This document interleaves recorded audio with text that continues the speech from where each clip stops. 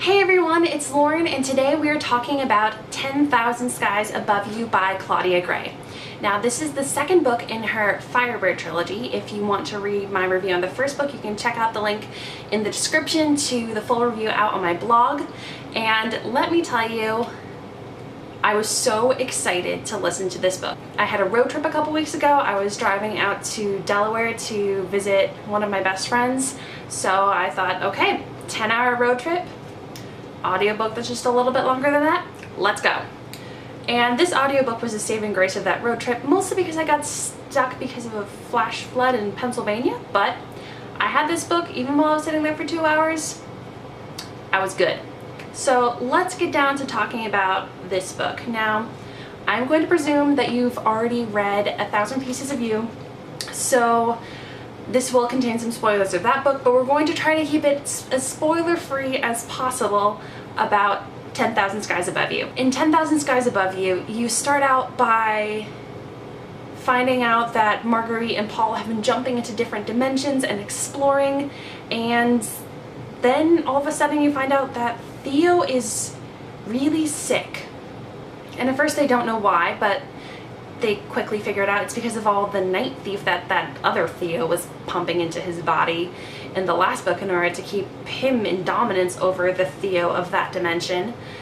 And they need to do something about it. So Paul goes off to try to get a cure from the other triad universe, multiverse dimension, whatever we are calling them, and then he disappears. So Marguerite goes chasing after him and discovers that Paul got splintered. Now, this isn't a concept that was introduced in the first book, but this is really the biggest part of the sequel. It turns out that splintering can happen when you jump through dimensions, and it's when your soul gets ripped into different pieces. So I was just really hoping that it wasn't going to be 7, or else we were going to go all Horcruxy and Voldemort on you, and thankfully it wasn't. But Marguerite discovers that Paul's soul was ripped into 4 different pieces and hidden in 4 different Pauls. And she had to get to them and collect the pieces of the splinters back. So Marguerite is off chasing across the dimensions. This time, just like last time, Theo was along with her, but this time it's the real Theo. So you see them slowly start to build their relationship back after all of the distrust that happened because of the fake Theo in the first book, especially after he tried to kill Marguerite. That was terrible. 1,000 Pieces of You was really focused on destiny and if destiny was real, and that's what Paul believed in, that destiny was real, so that if it happened in one of the multiverses, it would happen in every single one. And that's part of what puts the contention between Marguerite and Theo in the second book, because with that theory of destiny, that means that that same evil that was in the Theo from the other multiverse, from the other dimension, was in Marguerite's Theo, and that there was always that part of him that could be evil and turn against all of them. And likewise, Marguerite loved this idea of destiny because it meant that she got to hold on to the idea that no matter which dimension they were in, she and Paul would be together. One of the Pauls said, "Every Marguerite," saying that he would love every Marguerite, every Paul would love every Marguerite. And this sequel slowly changes your perceptions of destiny in the multiverse, because you see how circumstances can affect a person. Marguerite and Theo's lives seem to intersect a lot, and Marguerite's and Paul's lives intersect an awful lot. But the relationship does take different forms in different dimensions.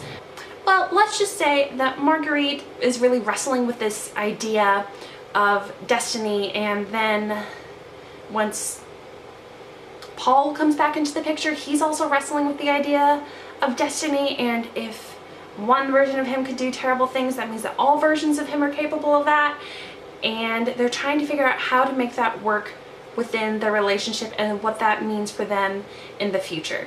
So I gave this book 4 out of 5 stars, partly because it was a little frustrating in points. I felt like Marguerite's character was a little less intelligent than she was in the first book.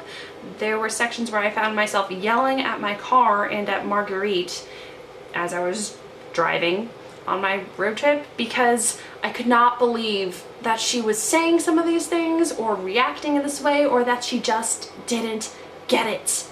If you read it and you get to that scene in Paris, you will probably understand why, but I could not believe some of the things. And also in this book, Theo's character just seemed really kind of whiny to me, and he just resents that Theo taking him over and complains about how everybody perceives him, or how he perceives that everybody else perceives him because of that event taking place.